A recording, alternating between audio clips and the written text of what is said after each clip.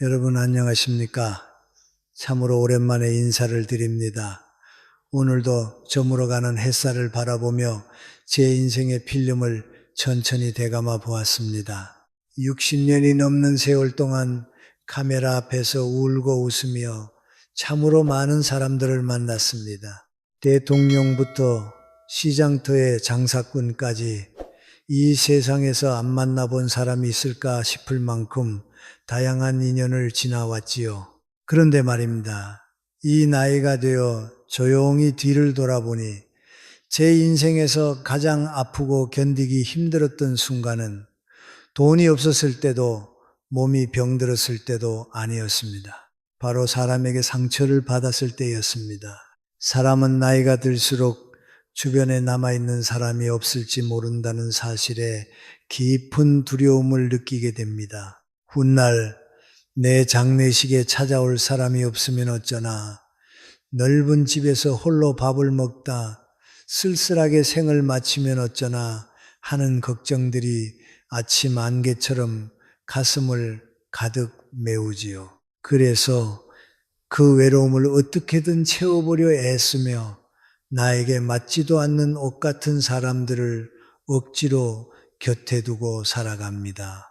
등산 모임이다, 동창회다, 친목회다 하며 이곳저곳을 기웃거리고 마음에도 없는 웃음을 팔며 시간을 보내기도 하지요. 하지만 제가 살아보니 그것은 참으로 큰 착각이었습니다. 인생의 가을이라 불리는 50, 60 이후에는 사람을 더 늘리는 것이 아니라 누구를 곁에 두고 누구를 멀리할지 가려내는 것이 진짜 공부였습니다. 그래서 오늘 이 자리에서 여러분께 꼭 한 번은 드려야 할 가슴 아픈 이야기를 하려 합니다. 차라리 뼈저리게 혼자일지언정 절대 곁에 두어서는 안 될 위험한 사람들에 대한 이야기입니다. 이 사실을 모른 채 살아간다면 당신이 평생 쌓아 올린 공든 답이 노년의 한순간에 무너질 수도 있습니다.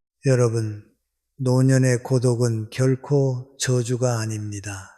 그것은 우주가 당신에게 주는 마지막 기회이자 선물입니다. 평생 자식과 가족, 회사와 타인을 위해 써온 당신의 진심을 이제는 오롯이 당신 자신에게만 써보라는 축복 같은 시간이지요. 그런데 이 귀한 시기에 날이 손도끼 같은 사람들을 곁에 두는 것은 맑은 물에 먹물을 풀어 넣는 것과 다르지 않습니다. 사람의 운이라는 것은 공기 중에 떠다니는 먼지와 같아서 내가 누구와 대화를 나누고 누구와 차를 마시며 누구와 길을 걷느냐에 따라 내 몸과 마음에 스며드는 색이 달라집니다. 젊었을 때는 에너지가 넘쳐 웬만한 나쁜 기운도 이겨낼 힘이 있지만 인생의 황혼에 접어들면 영혼의 면역력은 예전 같지 않습니다. 누군가 무심코 던진 독한 말 한마디에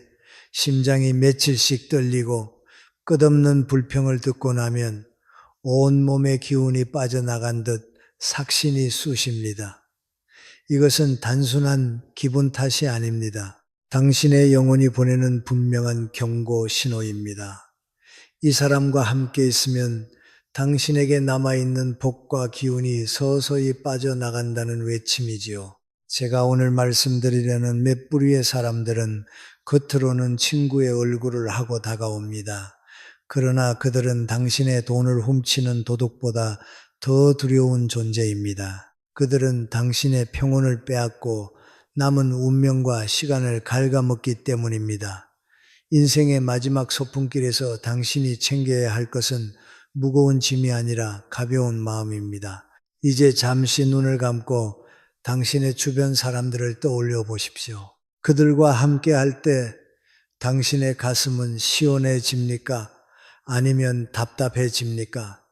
그 답은 이미 당신의 심장이 알고 있습니다. 지금부터 들려드릴 이 이야기가 여러분의 남은 여생을 황금빛으로 물들일 지혜의 등불이 되기를 진심으로 바랍니다. 자, 이제 우리가 반드시 경계해야 할 첫 번째 부류에 대해 말씀드리겠습니다. 입만 열면 과거를 원망하고 모든 불행을 남의 탓으로 돌리는 사람들입니다. 여러분 주변에도 분명 한 명쯤은 있을 겁니다. 차 한 잔을 마시는 내내 그때 그 사람만 아니었어도 내가 이렇게 살지는 않았다. 자식들 키워봤자 다 소용없다.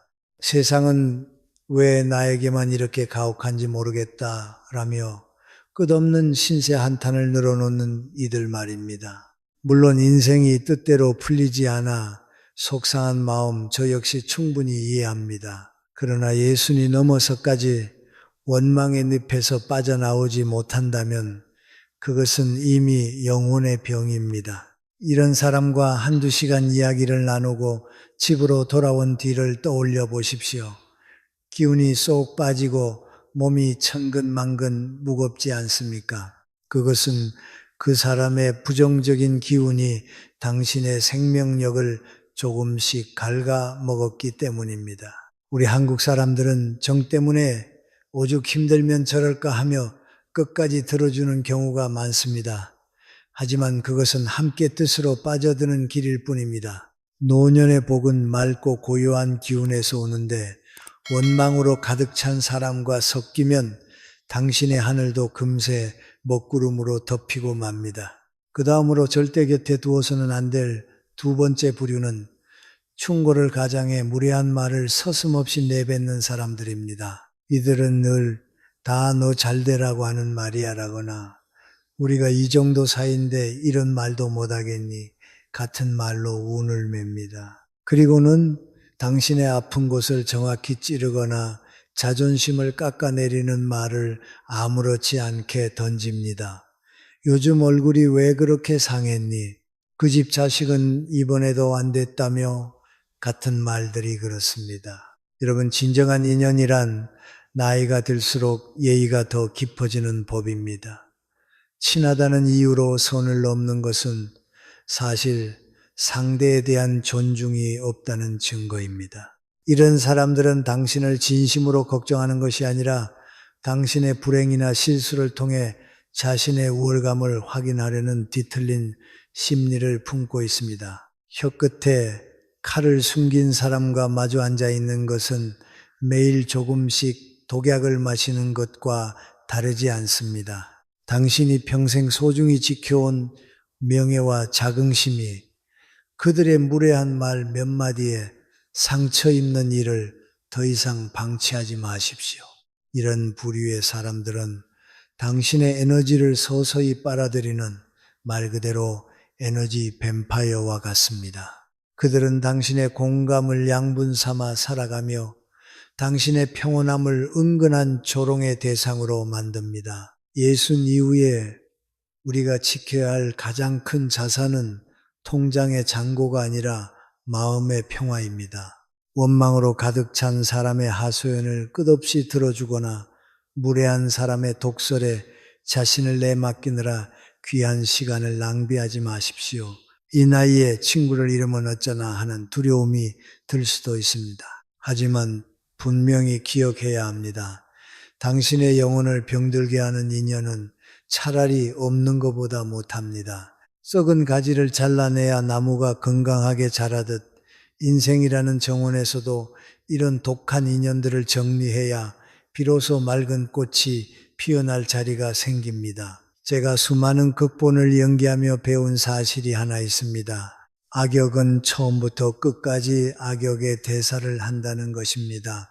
당신의 인생 드라마에서 그들이 더 이상 나쁜 대사를 읊지 못하도록 이제는 무대 뒤로 조용히 퇴장시키십시오. 이제 우리가 더욱 깊이 경계해야 할 나머지 두 부류에 대해 이야기해 보겠습니다. 세 번째는 필요할 때만 손을 내미는 계산적인 사람들입니다. 참으로 묘한 일이지요. 당신이 잘 나갈 때 혹은 무언가를 줄 수 있을 때는 모든 것을 내어줄 것처럼 굴던 사람들이 당신이 조금만 힘들어지거나 명예의 옷을 벗는 순간 거짓말처럼 연락을 끊어버립니다. 그러다 자기에게 부탁할 일이 생기면 언제 그랬냐는 듯 살가운 얼굴로 다시 나타납니다.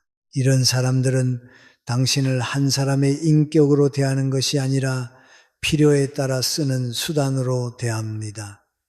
그들의 머릿속에는 늘 주판 소리만 울립니다. 이 사람을 만나면 밥을 얻어먹을 수 있을까? 이 사람의 자식이 내 부탁을 들어줄 수 있을까? 하는 계산뿐이지요. 예순 이후의 인연은 투명해야 합니다. 서로의 존재 자체가 귀하고 차 한 잔을 사이에 두고 마주 앉아 있는 것만으로도 마음이 따뜻해져야 합니다. 그런데 만날 때마다 은근히 무언가를 요구하고 자신의 이익을 위해 당신의 체면을 이용하려는 사람과 함께 한다면 당신의 노년은 어느새 이용당하는 장소로 전락하고 맙니다. 우리가 남이가 라는 한국 특유의 정을 악용하는 이들에게 더 이상 당신의 귀한 진심을 낭비하지 마십시오. 마지막으로 가장 조심해야 할 네 번째 부류는 끊임없이 당신과 자신을 비교하며 은근히 깎아내리는 사람들입니다. 이들은 겉으로는 칭찬하는 척하지만 그 속에는 시기와 질투라는 날카로운 가시를 숨기고 있습니다. 당신에게 좋은 일이 생기면 함께 기뻐하기보다는 그건 운이 좋았네. 요즘은 그런 거 다들 하더라 하며 슬쩍 그 가치를 낮춥니다.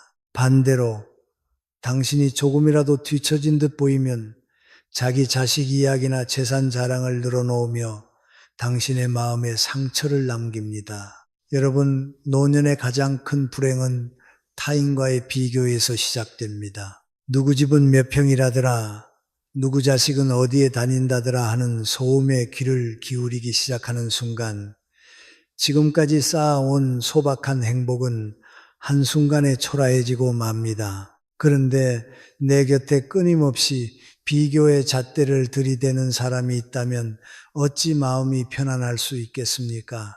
질투는 불꽃과 같아서 남을 태우기 전에 먼저 자신을 태우고 그 연기로 주변 사람들의 눈까지 흐리게 만듭니다.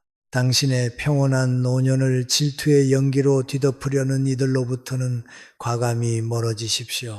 이런 사람들과 인연을 이어가는 것은 밑 빠진 독에 물을 붓는 일과 같습니다. 당신이 아무리 진심을 다해도 그들은 당신의 에너지를 가져갈 뿐 결코 당신의 마음을 채워주지 않습니다. 예순이 넘어서까지 남의 눈치를 보며 남과 자신을 비교하며 살기에는 우리에게 남은 시간이 너무나도 소중합니다. 사람이 무섭다는 말은 사실 나쁜 인연이 무섭다는 말과 다르지 않습니다. 제가 연기 생활을 하며 보아온 수많은 사람들 중에도 정점에 올랐을 때 주변의 해로운 인연에 휘둘려 말년을 외롭게 보낸 이들이 참 많았습니다. 그들이 돈이 없어서 불행했을까요? 아닙니다. 곁에 둔 사람들이 독이었기 때문입니다.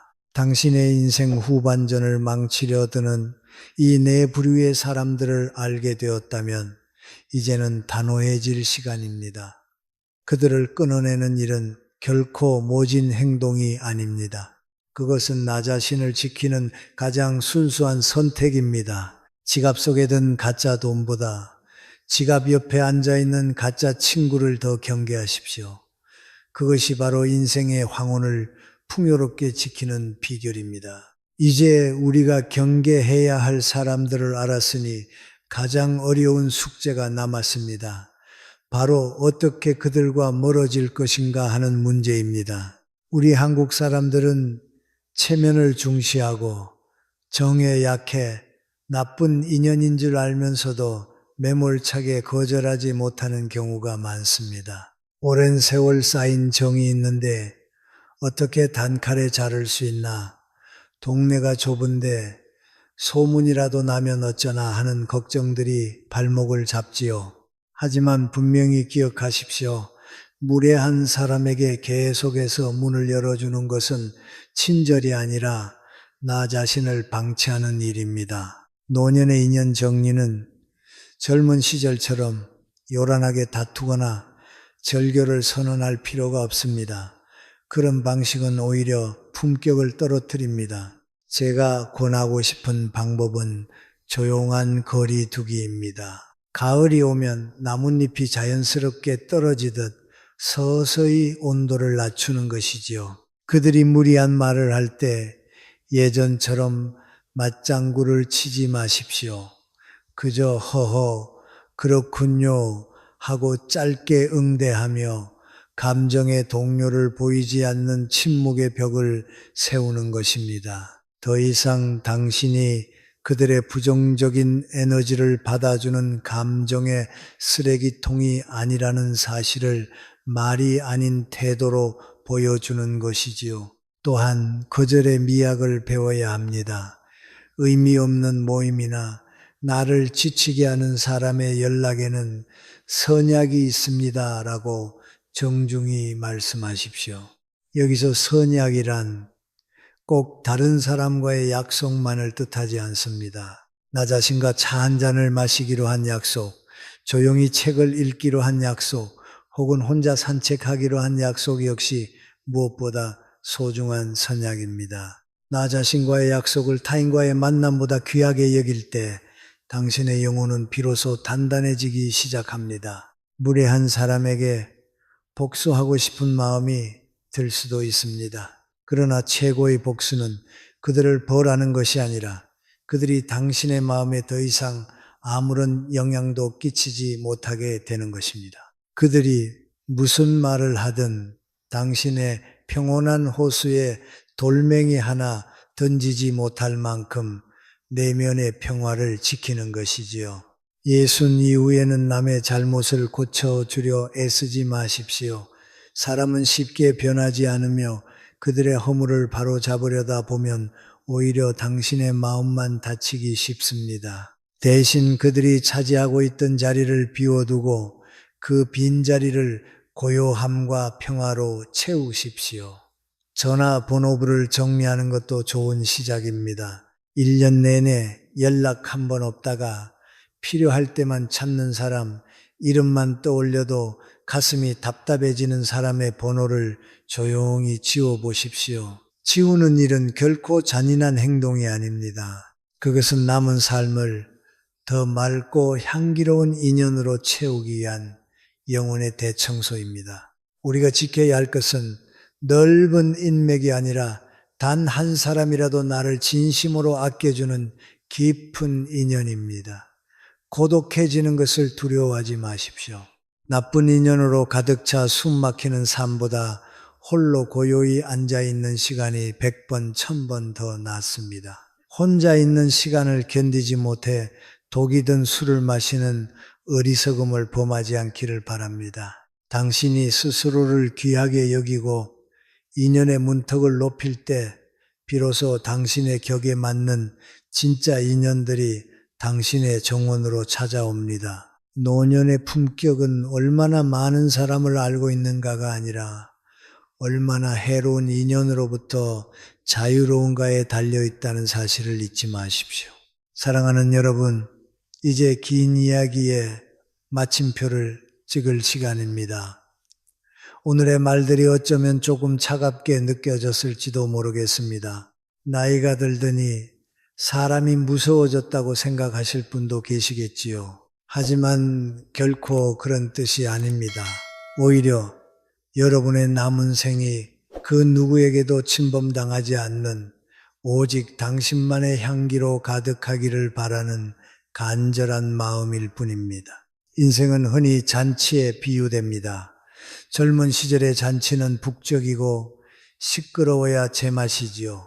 상위에는 음식이 넘쳐나고 모르는 사람들과도 어울려 춤을 추는 소란스러움 속에 나름의 에너지가 있었습니다. 그러나 잔치가 끝나갈 무렵의 시간은 달라야 합니다. 손님을 정중히 보내고 소란했던 자리를 정리한 뒤 남은 등불 하나 아래에서 조용히 차 한 잔을 마시는 그 순간이야말로 잔치의 가장 깊은 맛을 느끼는 시간입니다.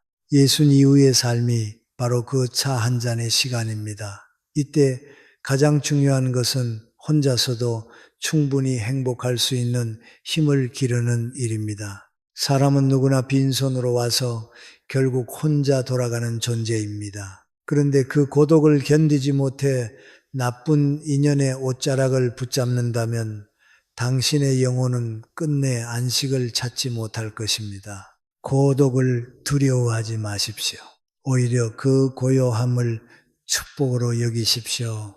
혼자 있을 때 비로소 들리는 내면의 목소리, 창밖을 스치는 바람소리, 계절이 바뀌는 냄새, 이런 것들이 당신의 노년을 진정으로 풍요롭게 만드는 보물들입니다. 이제 남은 유생을 누구를 위해 쓰시겠습니까? 당신을 깎아내리고 이용하고 원망만 남긴 사람들을 위해 귀한 하루를 낭비하지 마십시오. 그 에너지를 아껴 오롯이 당신 자신을 대접하는 데 쓰십시오. 나를 위해 정성껏 차린 한 끼의 밥, 오래도록 미뤄두었던 책 한 권, 평생 수고해온 이 몸과 마음을 다정히 어루만져주는 시간, 그것이 바로 운이 좋은 사람들이 살아가는 방식입니다. 제가 연기 생활을 하며 가장 행복했던 순간은 화려한 조명을 받을 때가 아니라 촬영을 마치고 홀로 분장실에 앉아 오늘도 최선을 다했다는 안도감을 느끼던 그 시간이었습니다. 여러분도 이제 인생이라는 무대에서 무거운 분장을 지울 때입니다.